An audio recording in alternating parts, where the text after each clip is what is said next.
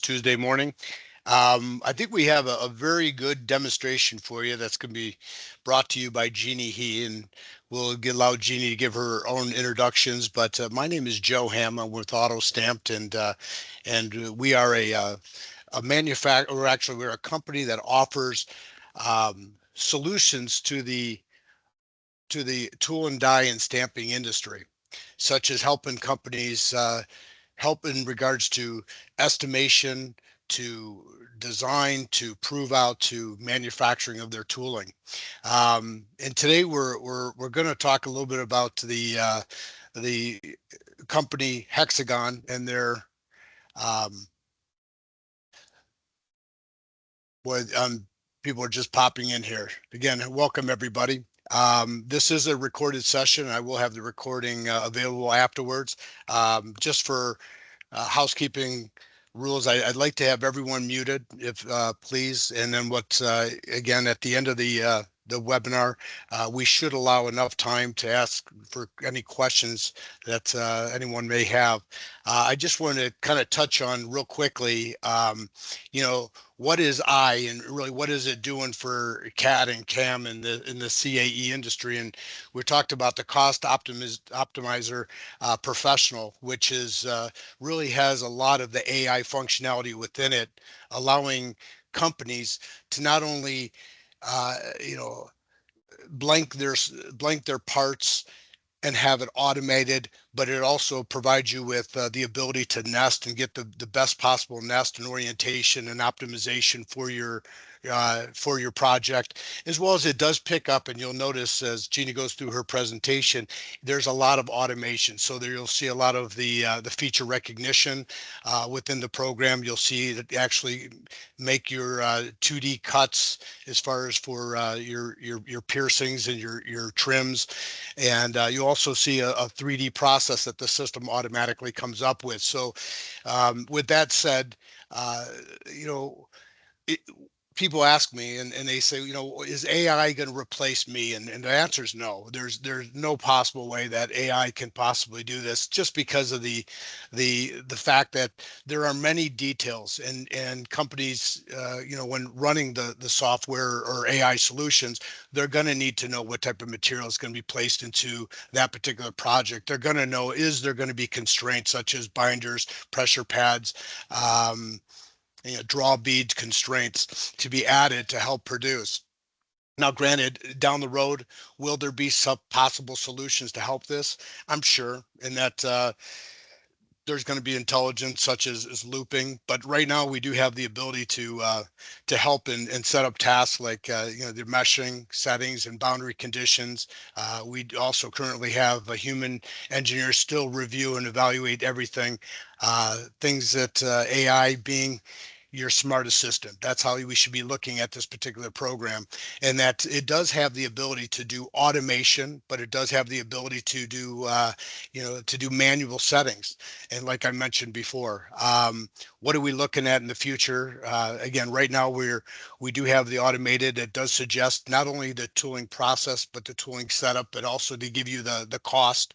But we look in the future, and of course, the system will have the ability to sensor and the shop floor real time and loop back to the design.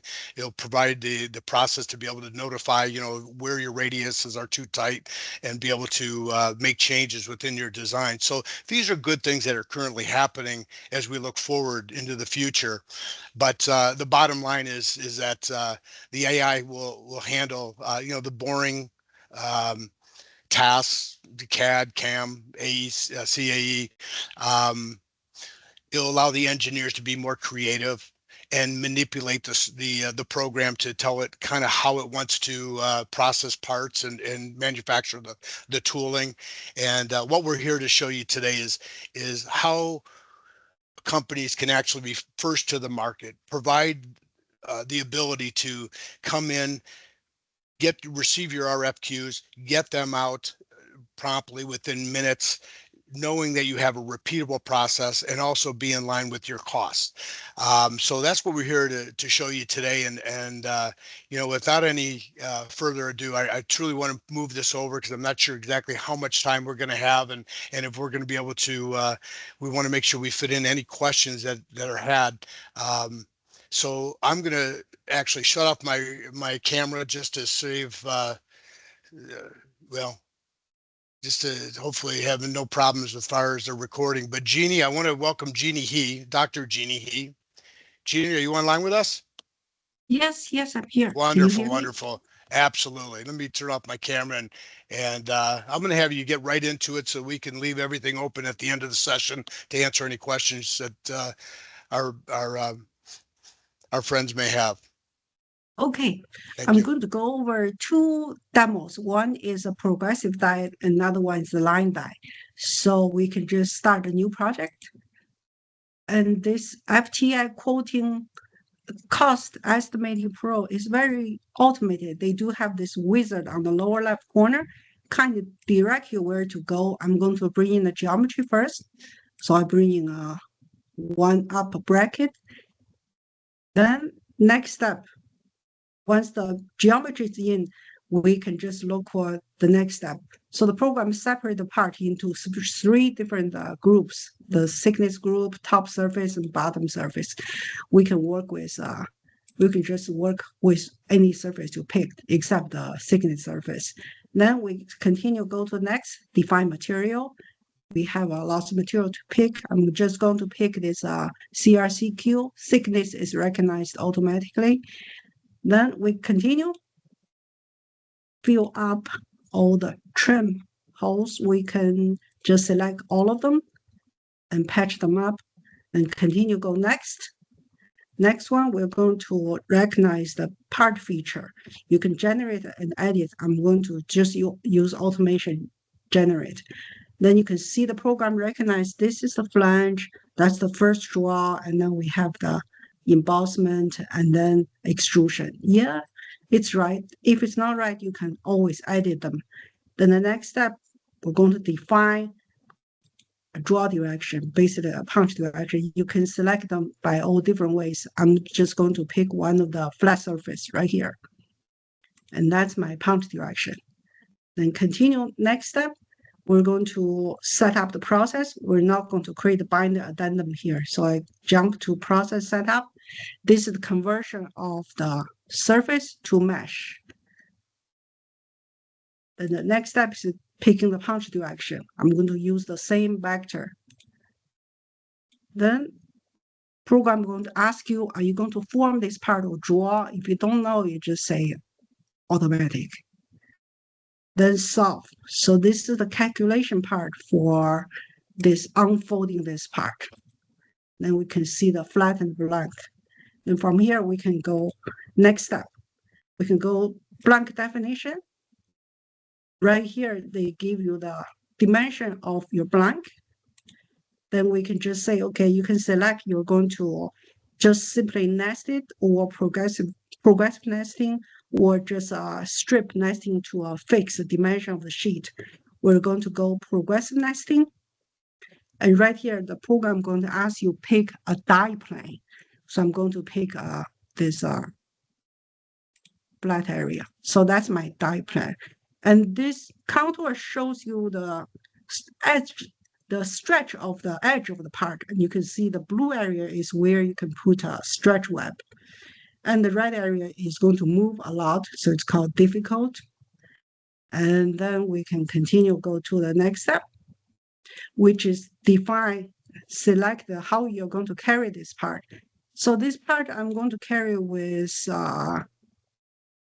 double side carrier. And you can specify those dimensions of the carrier. And this will be the nesting utilization with all different angles. I'm going to use the top one, the best utilization. And then I will going to select the stretch web. And then here we can turn on that information about the edge movement. So this blue area is where we can carry. I'm just going to define a solid stretch web. That's the default dimensions. I'm going to make it wider because we can carry this full area. I'm going to make it 40 and symmetric, make it both sides, and you can move it around. You can make it even wider. And then we can just move to the next step.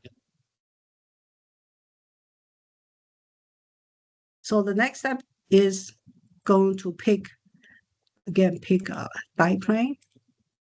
And then we're going to select the process settings. So this is just basic information. You're going to feed from left to right, and the hit lines, scrap dimensions, and the trim tolerance, the cam tolerance, all these are default information. Then we can go to generate 2D process. So 2D process is going to be the cutting process. So default the program say, okay, we can use 3 stations. First station cut off here, and then there. Let's just take the default for now. And the next Hey, step we go. hey, Jeannie, before you do that, let's make it interesting. Put those pilot holes in there, and so that way you can and show it how it updates, and then we'll go right into the 3D, and then we can move forward after that. Oh, I forgot about the pilot. So what we're looking to do currently is what we're showing you today is we're doing a couple of demos. This is the automated process. This is walking through everything being automated through the process. And then what we're gonna show you is more in detail, because not everything's going to be automated. You want to put your own personal preferences within the software, and it will show you exactly how to do so. Yeah. So I went back, put the pilot, and right here you can regenerate.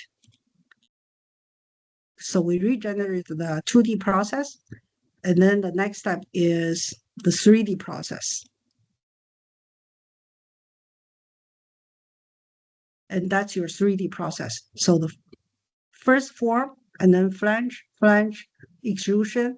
This is the idle station. So all the yellow, this highlighted, these 2 stations are the idle station. And then we have this piercing, then final cutoff. Then you're pretty much done. We get summary. This shows the 2D and the 3D process. And then this is where you can write out the report. I'm going to select report and write out. This will take a little bit longer. So to export all the information to this extensive Excel sheet. So when this is going, we can look at this sheet, look at this strip, see where we like to change, where is not as good as we like. Right here, we can see this cutoff, this piece, this cutoff piece is kind of have an angle here, which might not be easy to cut. I mean, a curves in. So what we can do is, I'm going to back to the 3D so you can see better. So with that, the scrap cut with that shape, we can go back and kind of modify this. First, before I go into the modification, I'm going to open this report file. It's almost done. Okay, so that's the report. So in the report, you'll see all this information. We will see the per part cost, and we have all the dimensions of the die size, and then we have the cost breakdown. We can, okay, I'm going to go back to the,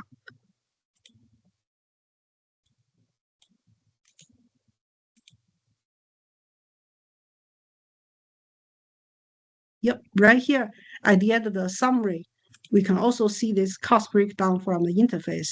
The summary gives all the dimensions, and then the tonnage of each stage, how many cams of each station, and the shoe, the minimum stroke, all this information. Also, there's a cost breakdown right here, and give you the cost breakdown of what design, machining, build, tryout, inspection, and material. And right here on this, for the details, it gave you the detailed information of the detailed component, the spring pad, stroke control, all this. Okay, so let's open this Excel sheet. So this all the tabs shows the information related with this project. We have the die cost breakdown, the comparison of the different suppliers. I put 3 of them here. And then you can put more different suppliers information. And that's the operation detail. These are the tonnage of the die load of each station and all these informations. Then we have each operation. We have the operation 1 with the scrap or the dimension of the scrap and boundary location of scrap, and then all the way to the final station. So let's go back to this. Let's see, we like to modify this part from here. We like to patch up this because the cutting scrap with detailed shape is not that easy. So right here, we can go to edit blank, and then I'm just going to put a straight line here. And then move it a little bit. This is screen based, so you have to fix your view on a fixed view and then modify them. And then say create, it's patched up. Okay. Then right here, we can regenerate. So it's automatically regenerate everything.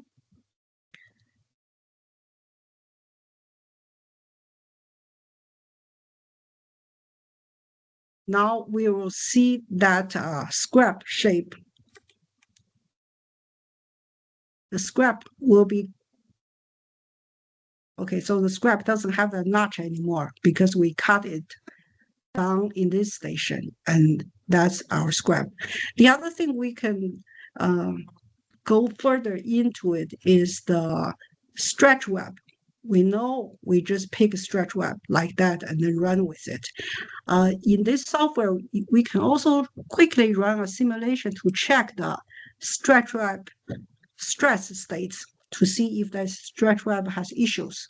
Right here, we can see it's okay, it's green here, but you do have some split right here and the wrinkle, excessive wrinkle, which means it's not a good idea to have the stretch web all the way to here. I'm going to change this so we can easily just go to this stretch web area, delete this. I'm going to remove it. You can edit it also. I'm just going to remove it and then redefine the stretch web. Make sure it's only in this area. Okay, so once you do that, you can run a simulation for the stretch web. So I'm going to hit regenerate. Regenerate will including the rerun of the simulation and all the 2D and 3D process. So regenerate finished. I'm going to go to this simulation result and then check. And then you can see it's perfect now. Okay, and lastly, on the 3D process, on the 2D process, I'm going to go back to 2D and then say edit.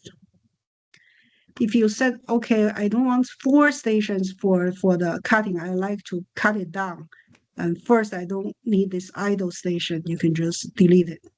We can just highlight it and then delete this station. And then for those scrap, you can say, okay, I like to cut them all one time.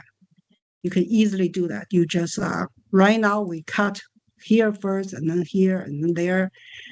You can say, I like to cut them all one time. So you can just move them here and move this station here. You can click here or just click on the scrap and move them over. And then these 2 stations are idle now. We can just delete them.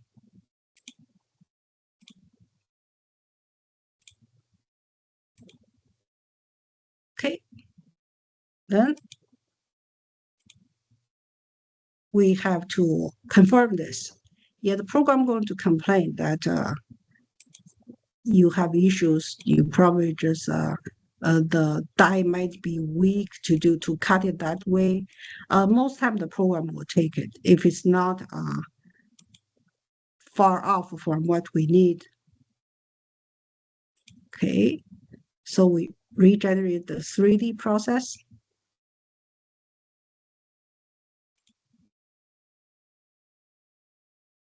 And then this will be our final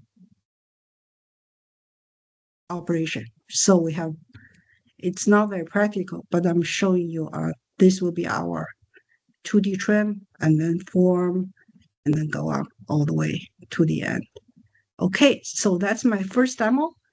Any questions before I move to the next one?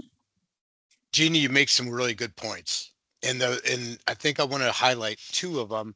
One of them is that if you notice when Jeannie went into the caution and it shows you the caution sign and says, hey, you have this limitations, you may be too close, may not work in production. This gives you the right to either go ahead and change it or keep it the way that that's going to work in production. So those are good points, and that happens actually in the 2D or 3D. Also want to make a point is if you run production in your shop, you're able to list all your tools, your punches, your presses inside your software, and allocate a project to that to that that die or to that. I'm sorry. Um, to the press. Joe, you want to ask if there are any questions before I move to Yes, the next one? absolutely, absolutely. Any question? Any questions? And if you do, please at this time actually unmute yourself and please let us know if you have any questions. I think Doug has one. Doug, please. See if you're unable to mute yourself and go ahead and ask that question if you may. Let's see here if I.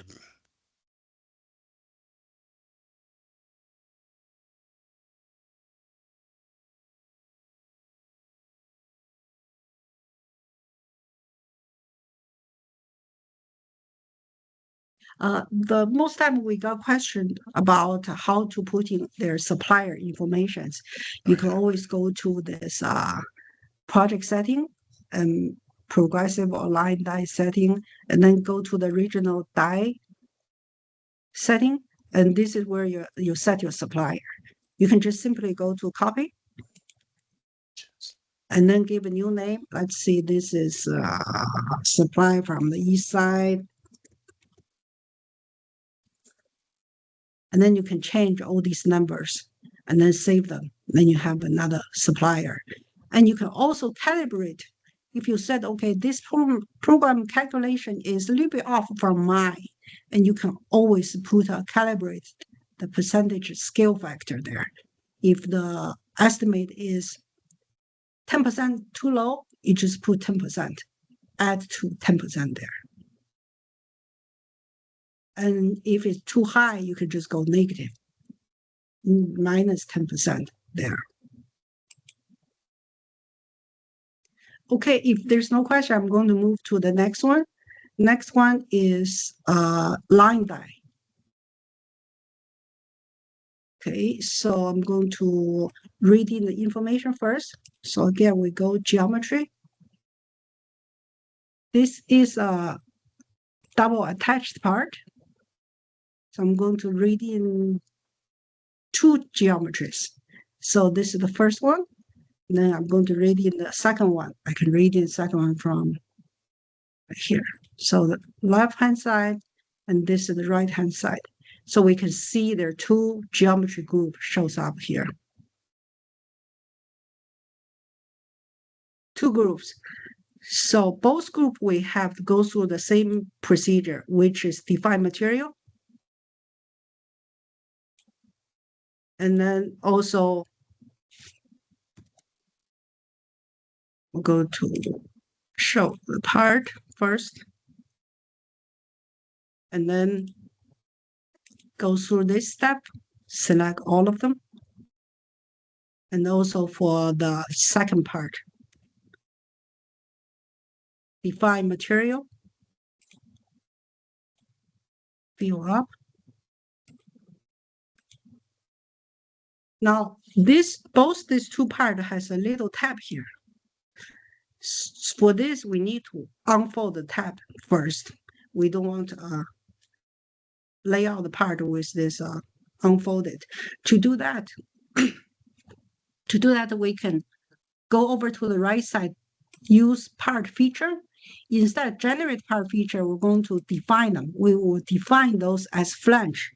Then the program going to automatically unfold the flange. So I'm going to define this, my first flange. There's another one.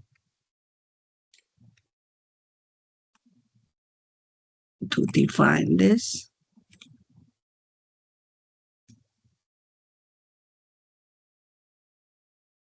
Okay, so once I define them as a flange, I can use this function here, unfold the flange. So it's calculating to unfold the flange. And then you will see the program will create that flange, unfolded flange line right here. And this will be recorded in the system. You can see it create lines here, both of them. So we're going to do the same thing for the other part. I'm going to move my cursor here, bring up the other part, and I'll do the same thing.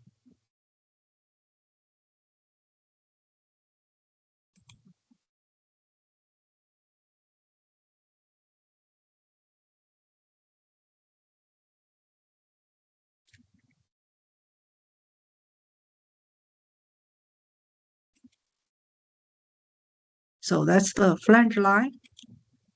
I thought I only did one part. Okay, let's see. Okay, yeah, this part I need to do the same thing. I'm going to go to part feature, define flange, and pick the flange surface.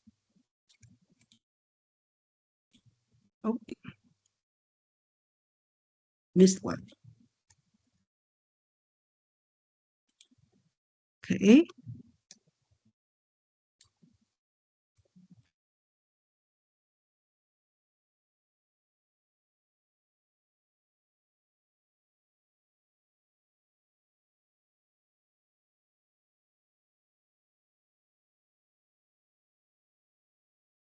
Hey, unfold. So I have both part, the flange unfolded. And the next step, we're going to define them as a double attach. We're going to attach them.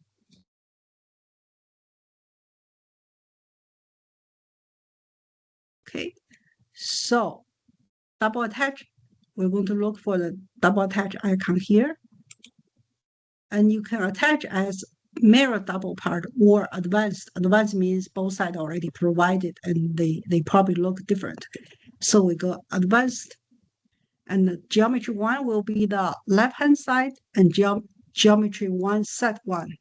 And the other one will be right-hand side. Also the geometry set one. Remember we have 3 sets. So both use the set one. And then we say, okay. And then right here, you're going to define how to attach them. So I'm going to click on part 1. Let's see, I like to attach it. I'm going to pick one surface here. On this side, you just have to provide the matching surface to indicate how are you going to attach this part to find the other part.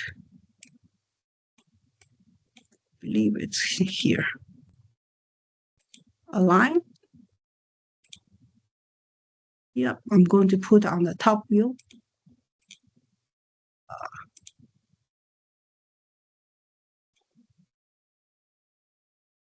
Going to find a good view. Yeah, this is good view. And it's not as good. I'm going to rotate this part. I'm going to say rotate. Pick one part. Not both part. See, front.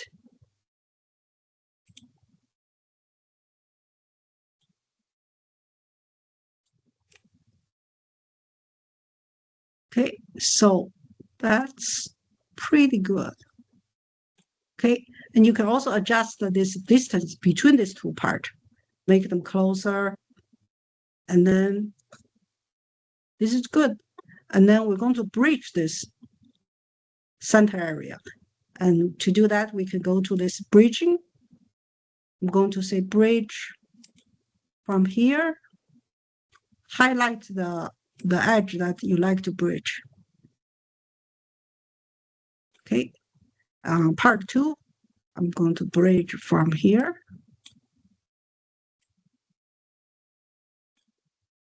all the way down to here. Okay, preview.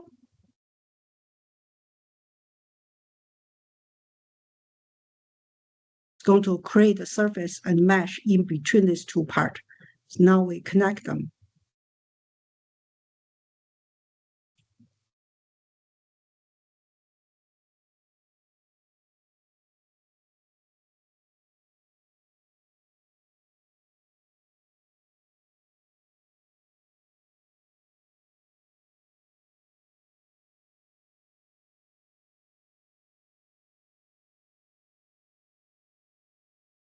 Okay, so it's connected.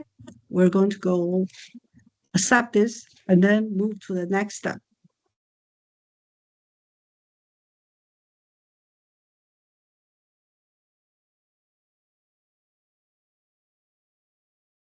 So there are a lot of action behind the scene. They prepare the trim line, merge certain surfaces.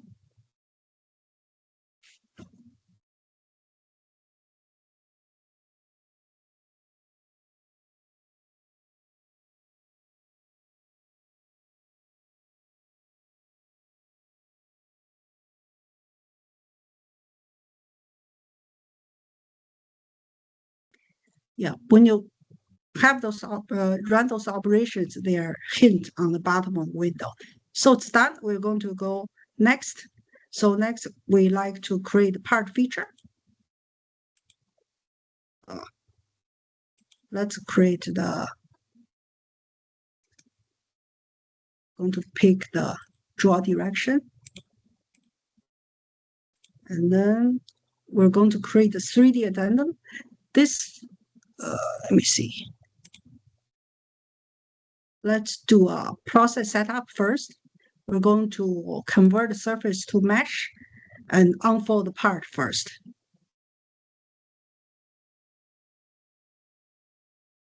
So this is creating the mesh on the surface.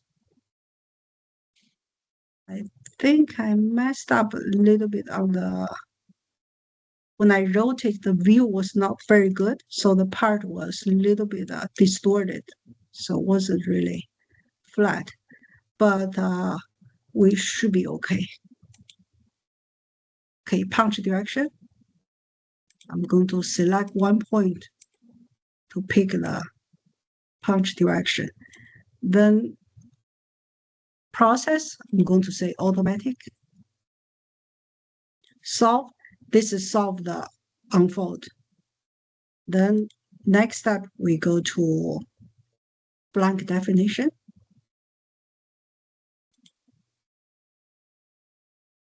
Now this is a line die. So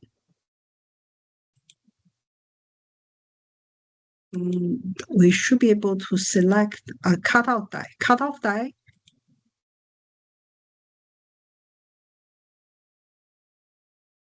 Before that, we should be able to also unfold, expand this. Instead, cut right at the edge, we should be able to extend it. But I'm going to skip that. So just one of the stage, we're supposed to offset the edges, make it wider. But this should work too. I'm going to go to line die plan, and Okay, next. So this is where you select your blank is inline created or purchased or offline. And then the feeding direction and all these basic informations for the blanking. Then we can just generate the part feature. And you can select how to fit the part, square feeding or there are other rectangular feeding. And then this you can decide this is a transfer, not progressive die. Okay, then we can pick if we like to feed this part based on minimum feeding or based on nesting layout, all these informations. We're going to base on minimum feeding. Say okay. Generate line die process.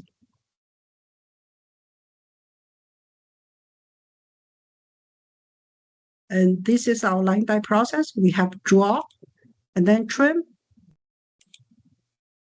trim, trim, bend. And we're going to create a summary, shows all these stations. And this is the default one. If you don't like the way they trim it, which this looks a little bit weird, you can always modify them. Let's see this operation 30, I wouldn't trim it this way. I might leave some in the middle to hold the part. Then you can go back to, this is op 30. You can go back to op 30 and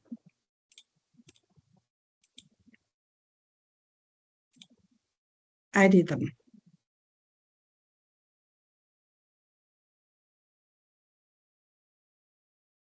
So at op 30, these are the trim lines highlighted. We can always modify them. To modify them, you can just you can click the right side, say edit trim line segment, and pick the trim line. Defaultly put 8 point here. You can say, okay, I think I like to do it my own way. We can just remove them all. And then just say, okay, I like to cut it out maybe here, here, and then maybe big chunk here. This I will keep. And this I'll cut. This will be kept. And then all the way, I will say here, here. Okay. Now the program going to separate the trim line the way you defined. I'm going to say accept this.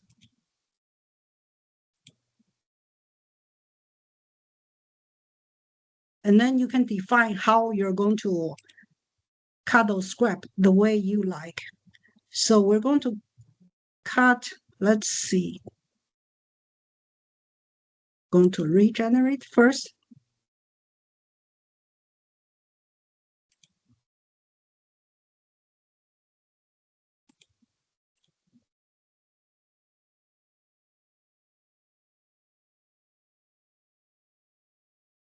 Okay, so for operation 30, we are going to cut off, the program going to cut off all these. I'm going to say, do not cut out that. Then we can just look for where are they. So this is the boundary of this one. So I'm going to have, I like to cut this differently. I'm going to cut this before the bending.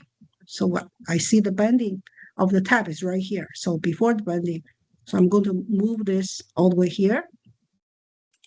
And same thing, move this here. Okay. And then the outside, this I like to keep. And this I like to trim.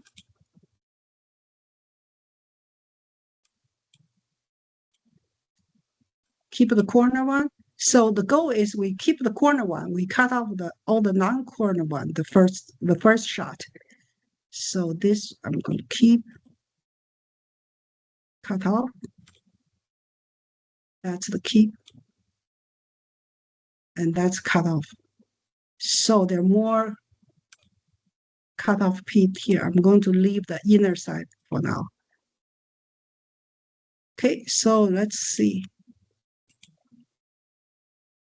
So we have operations 30, cut off here, cut off here, cut off here, and I need to find this part. So that part is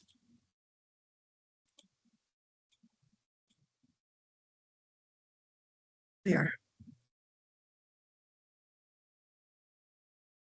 So that's my operation 30. I'm going to cut off all this area, leave all the corner one. And then 40, we cut off all the corners. Then 50. 50, we really supposed to cut off, separate this into 3 groups, center one and top and bottom. So let's do that. We're going to modify that. We go edit trim curve, and we can just add a point here. So we have point 1, 2, 3. I'm going to delete this 2, and then add like that. Okay, and same thing for this side.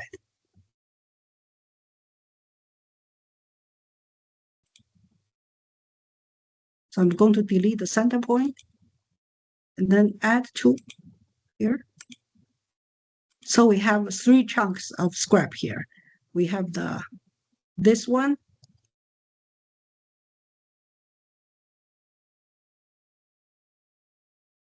and this one I'm going to cut after flange this little tab. This will be trimmed, this will be trimmed. There.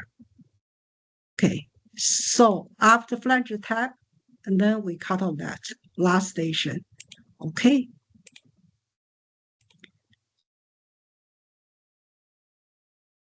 Now we can regenerate the whole process. So we will have, we'll have the final layout of the line die.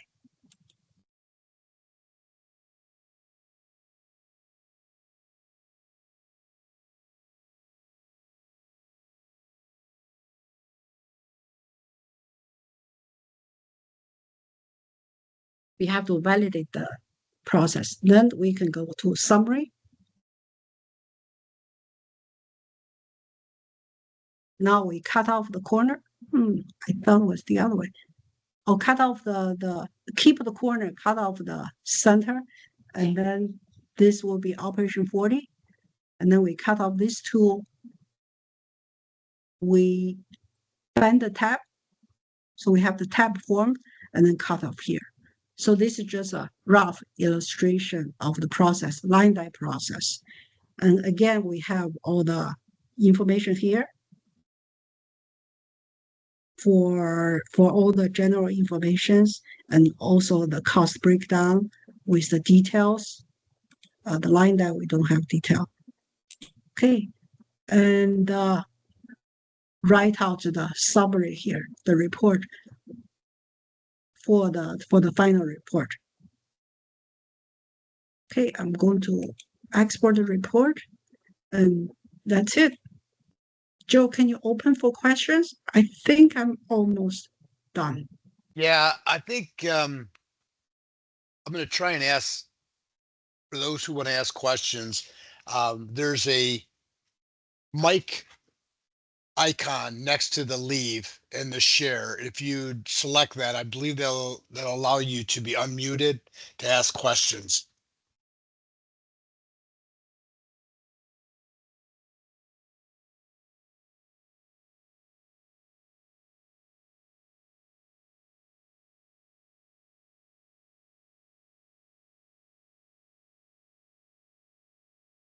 Joe, I didn't hear anything. No, everyone's quiet. Let's see. Did Joe, you can you lost hear me? everyone? Yes, I can. Hey, Jeannie, can you show the die? Oh, hold on. It's still writing the file. like that. Yeah, I have a question. Is it possible to remove the die sets? Because when we build transfer dies, we don't have die sets. We have stations. Oh, then I think there's an option for a tandem. I use the transfer for this. If you select tandem, it won't be there. Well, tandem would be in different presses, wouldn't it? Yeah. See, what the problem I have is I can't shorten the transfer pitch to make it fit in a 240-inch die. Okay. Oh, so you want to modify those numbers? Yeah, I don't want die sets on every station. That's the thing. Okay. Then you turn it off.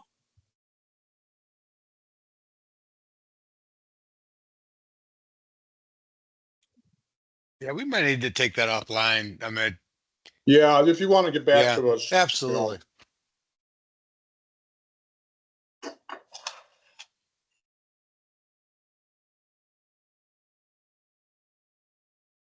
Yeah, any other questions in regards to the functionality or the features or?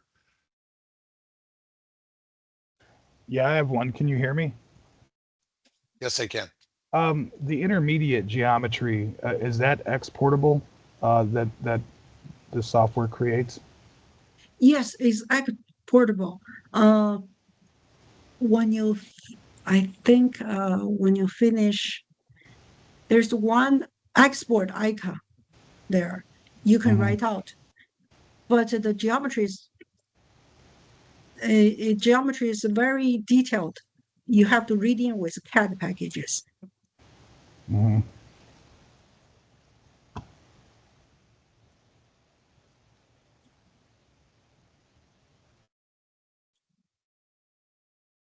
Yeah, I think what Jeannie showed you today was just the automated process through, being able to quote very quickly through progressive dies.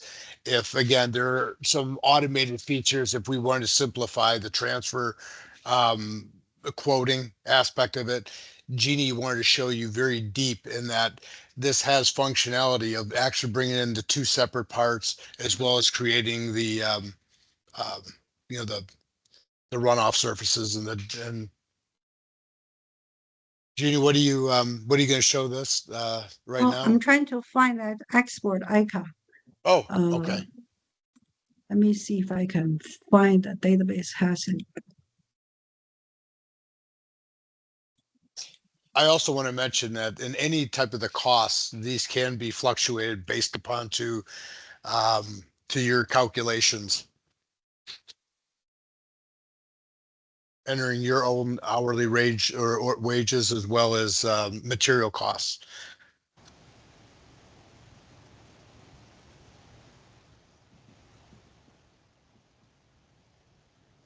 Yeah, the other thing I forgot to show, or I didn't have time to show, is the spring back.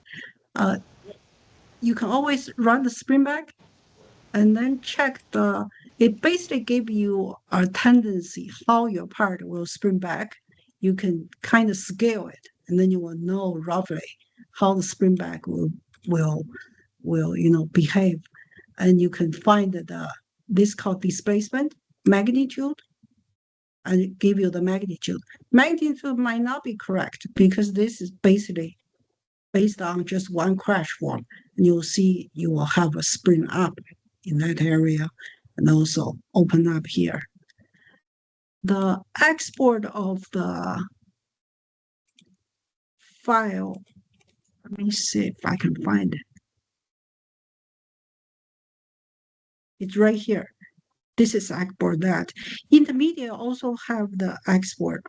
I think it's also in a similar area right here.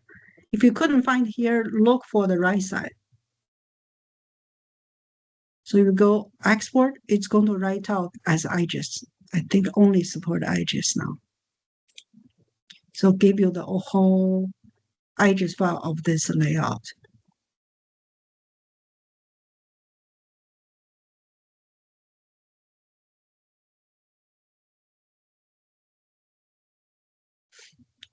intermediate geometry definitely can export.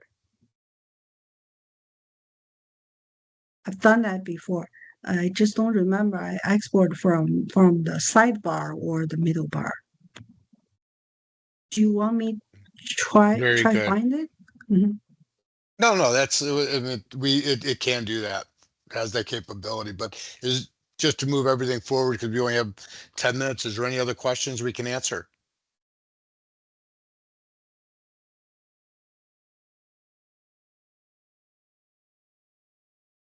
Well, that sounds good. Well, Gene, it looks like we're gonna be 10 minutes early and get everyone off to back to work or at lunch or whatnot, 10 minutes early. Unless there's any other questions we can answer for you. If there's anything as far as any questions you have outside of this presentation, please feel more than welcome to email me or call me. Um, we'd be glad to have those questions answered for you after the meeting. But I think that wraps it up unless there's any other questions. Well, that sounds good. Well, thank you everybody for joining us. We do appreciate it. Taking the time out of your morning to allow us to show you the most advanced software that's currently being used throughout the OEM channel. Chrysler, Ford, Toyota, Honda, Mercedes, Magna, Tower. This is the program that is currently being used and being targeted at cost to this particular program. So when you receive your files, again, a lot of the OEMs are now requesting strip layouts and such as to see the process that you're currently producing in-house. And if there's any other questions we can answer for you, please feel welcome to give us a call and we'll be glad to answer those. And thank you again, everybody, for your time and have a great day. Thanks, And Joe. thank you, Jeannie. Thanks, Thank you. Jeannie. Thank you, everyone. Thank Thank you. you, everyone. Thank you, John. Oh, there's some questions in the